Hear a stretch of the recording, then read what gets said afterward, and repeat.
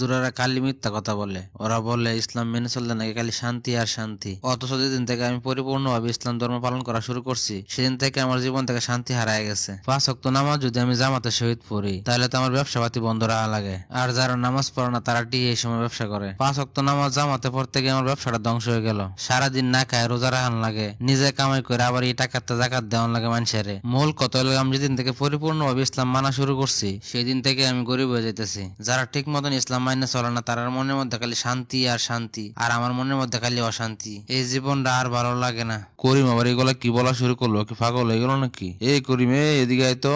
কিরে করিম, তোর আবার কি এলো? তুই এত হতাশ কে? হতাশ না হয়ে কি আর উপায় আছে? আপনি বলেন। হুজুরদের কথা শুনে যেদিন থেকে আমি পুরোপুরি ইসলাম ধর্ম পালন করা শুরু করছি সেদিন থেকে তো আমার পতন শুরু হয়ে গেছে। ব্যবসার অবস্থা খুবই খারাপ, আর টাকা পয়সার কথা কি কমো, একবারে হাত খালি। খালি বিপদ আর বিপদ, বিপদ কোনোভাবে আমার পিছু যাচ্ছে না। এভাবে কি চলা যা?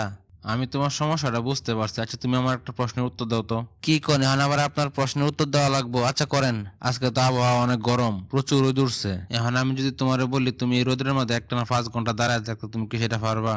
আপনি এটা কোনো কথা বললেন? একটানা 5 ঘন্টা দাঁড়ায় তখন যাবে এই রোদের মধ্যে? আমার আবার হট অ্যালার্জি আছে, রোদ্র দাঁড়াইলে আমার শরীর চুলকানো শুরু করে। এখন তোমার যদি বলা হয় এই রোদ্রের মধ্যে একটানা 5 ঘন্টা দাঁড়ায়, তার বিনিময়ে তোমার অনেক বড় বড় পুরস্কার দেওয়া হবে। মনে করো তোমার কয়েকশো কোটি টাকা দেওয়া হইব, গাড়ি দেওয়া হইব, বাড়ি দেওয়া হইব, তোমার এত পরিমাণ সম্পদের মালিক বানায় দেওয়া হইব যা তুমি সারা জীবনে কায়া শেষ করতে পারবো না। এমনকি তোমার 14 পুরুষে বয়ে খাইতে পারবো। তাহলে কি তুমি 5 ঘন্টা রোদ্রে দাঁড়ায় থাকতে পারবা? হ্যাঁ হ্যাঁ, অবশ্যই পারবো। পারবো না কেন? এগুলো যদি আপনি আমার দেন খালি 5 ঘন্টাকে, আপনি যদি বলেন একটানা 5 দিন খারাই থাকতে আমি থাকতে পারবো। এই তো এতক্ষণ পরে তুমি লাইনে আইছো, এখন তোমার আমি যা বলবো তা একটু মনোযোগ সহকারে শুনবা। আল্লাহ তাআলা আমাদেরকে এই দুনিয়াতে পাঠাইছেন একটা পরীক্ষায় পাস করার জন্য। এই যে তুমি এখন বেঁচে আছো, কতদিন বাঁচতে পারো? সর্বোচ্চ 50, 60, 70 বছর, না হয় 100 বছরই বাঁচলা। তারপরে কি হবে? তোমার মৃত্যু হবে। তুমি এই পৃথিবীতে আসার আগে আরো কোটি কোটি মানুষ পৃথিবীতে আসছে, তার আগে কেউ ওই পৃথিবীতে এখনো আছে? এমনকি তোমার পরে যারা আসবে তারা ওই পৃথিবীতে থাকবে না কোনো একদিন। তার মানে কি দুনিয়ার জীবনটা হচ্ছে ক্ষণস্থায়ী, আর মৃত্যুর পরে যে জীবন সেটাই হলো চিরস্থায়ী। সেখানে কিন্তু আমাদের প্রত্যেকের জীবনের হিসাব দিতে হবে তার কাছে। তিনি যদি আমাদের কাজে সন্তুষ্ট হন তবে আমরা সফল হব। আর আমরা যদি দুনিয়ায় তার অবাধ্য হয়েছিল, তার সন্তুষ্ট না করতে পারি, তার হুকুম তার ইবাদত যদি পালন না করি, তাহলে মরার পরে আমাদের ঠিকানা হবে জাহান্নাম। আর সেখানে আযাব আর শাস্তির মাধ্যমে সারা জীবন কষ্টে কাটতে হবে। এই কথাগুলো তো আগেও শুনছি, কিন্তু আজকে জানি কেমন একটু অন্যরকম লাগতেছে।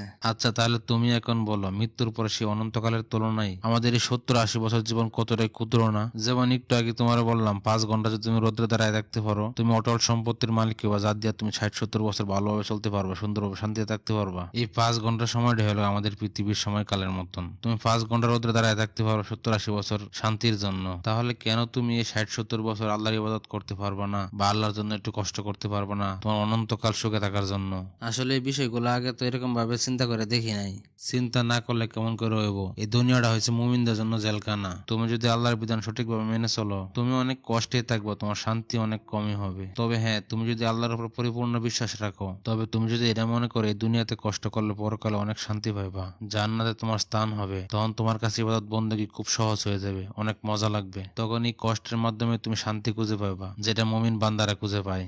আজকের পর থেকে আমার সব বল ভেঙে গেল। আজকের পর থেকে আমি আল্লাহর সমস্ত বিধিবিধান পালন করার চেষ্টা করব, এতে আমার যত কষ্টই হোক। ঠিক আছে, তাইলে আমি এখন আসি। আল্লাহর কাছে আমার জন্য দোয়া করবেন, আল্লাহ যেন আমার ক্ষমা করে দেয়, আল্লাহ যেন আমাকে কবুল করে নেয়।